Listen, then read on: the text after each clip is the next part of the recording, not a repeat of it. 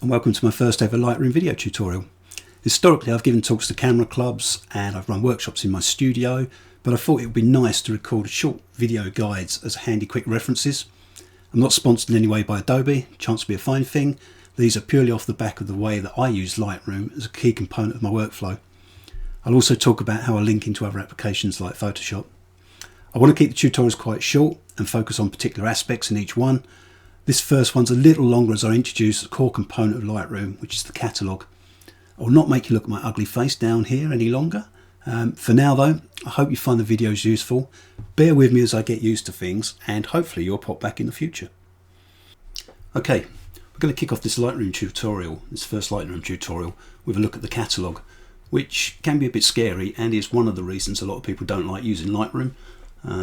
So where is it first of all? On a Mac, if you go to Lightroom Classic Catalogue Settings, on a PC it's actually in a slightly different place. It's under the Edit menu option, still called Catalogue Settings, and you can see here it's given us a default location. The catalogue is actually just a bunch of files, and if we click on Show we can actually see where they are on our file system. You can see here Lightroom is a directory that was created by default when I installed Lightroom, and that is where it's put my catalogue. There's been a few upgrades to my catalogue, as you can see, main, version 10, version 11 now, so it's looking a bit messy in there. We could probably tidy that up.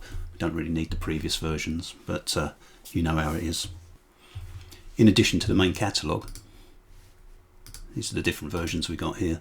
There are some other files in here that we'll talk about later on. They store things like the previews, which we'll talk about, and smart previews, because Lightroom can never give you enough previews. We'll come on to those a little bit later though. But all of that information is stored in this one area, and we can actually pick this area up and we can move it around. It doesn't have to stay there. As long as we tell Lightroom later on where we've moved it to, everything will be good. I'm on a Mac here. Windows does put the catalogue in a similar place. You can see the file names there on the screen. We'll talk about some of these other options on here and these other tabs when the time's right. We don't need to worry about them too much at the moment. There are a few things we can change in the catalogue, but we'll address those a little bit further down the line. For now, let's start a fresh catalogue so you don't have to look at all that rubbish I've got on my drive at the moment. We can create a new catalogue anytime we like. We don't have to have one catalogue in Lightroom, we can have as many as we want, although in practice I have found that I've gone back to using a single catalogue. I usually open one up and it's never got the right pictures in it. So, and the catalogue size hasn't been a problem for me.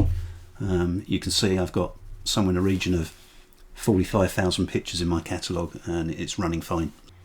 Okay, to create a new catalogue we can go to File and New Catalogue, and then it will ask us where we want to save it. I'm actually going to store it out onto a USB drive.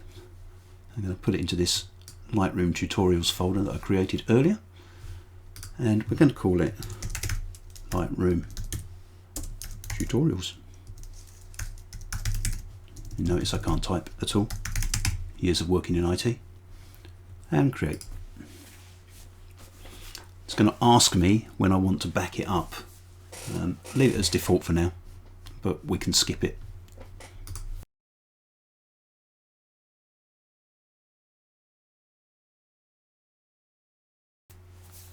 And what Lightroom's actually done is it's closed down my old catalogue now, and it's opened as a completely fresh new catalogue. No photos or anything in it from scratch. And if we now look at our preferences, you can see I'm now on this new area,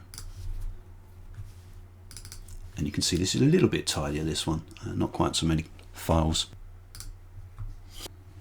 Okay, I'm actually going to import some photos quickly into this catalogue. We're going to talk about importing stuff a little bit later, but for the purposes of the demo, I'm just going to bring in a couple of pictures quickly.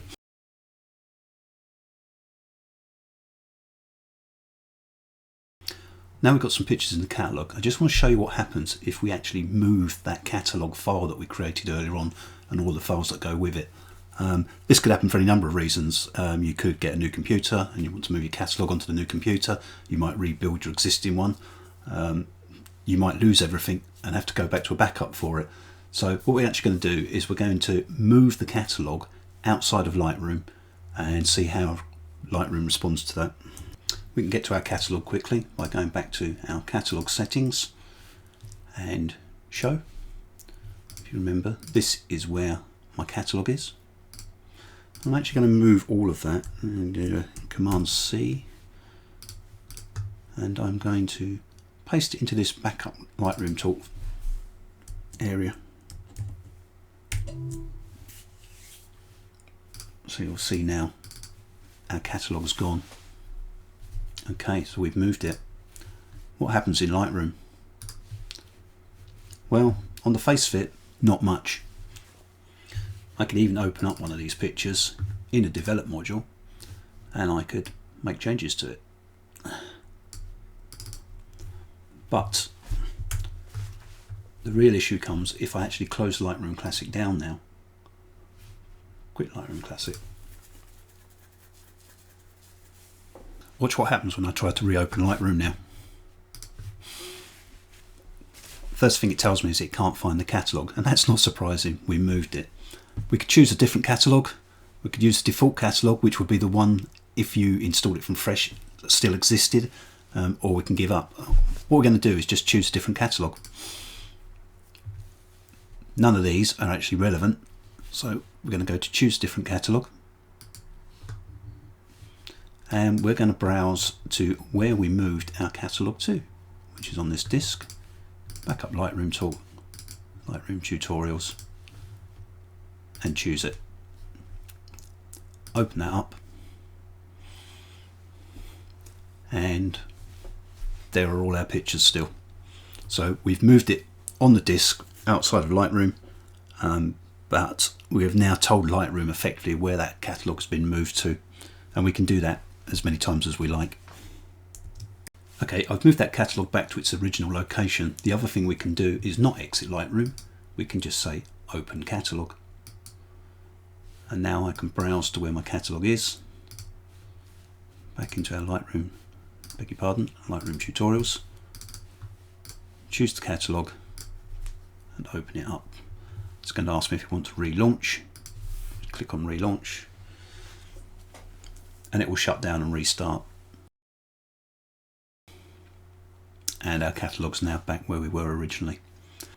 Hopefully from this first tutorial we've shown you where the catalogue's created by default, what it actually is, just the files, and how, if need be, you can move that catalogue around or possibly recover it from backup, whatever the situation may be.